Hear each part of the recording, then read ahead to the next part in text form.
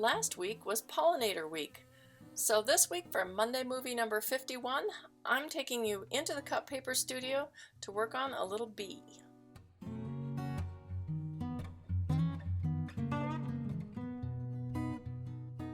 I had a sweet encounter in my garden not too long ago, finding a little bumblebee after he was just waking up from a nap on my clematis blossom.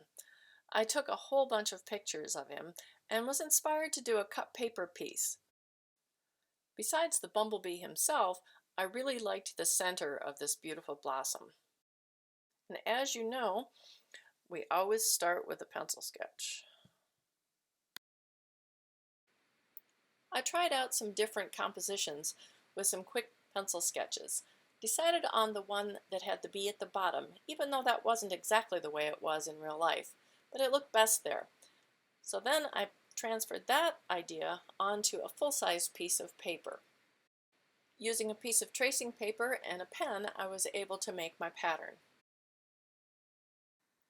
I transferred the layers that would indicate the petals and then the center of the flower onto tracing paper, and then got my vellum paper out, which is what I'm going to be working with today. By putting my design on top of a piece of foam core, I'm able to press into it and leave these marks on the vellum, and this is what it looks like when it's done. I just love the look of vellum. It picks up the design so nicely, but I think the bee is probably wondering why I'm not working on the bee yet. Be patient, little bee. We still have to do the center of the flower. So I'm going to cut out the individual parts that will be layered up to make that beautiful center. This is an iridescent paper that I found really perfect for this. Here you can see the different levels of embossment I'm doing to represent this clematis flower. This next section actually gave me the most trouble of all. This was the very center of it, and I tried rolling it up and putting it in there, but it was too tall.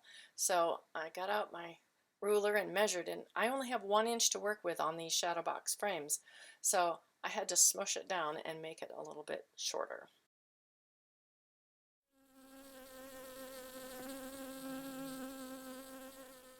Finally, it's Pollinator week. It's time to do the bee. And we are going to do this super fast like a busy bee.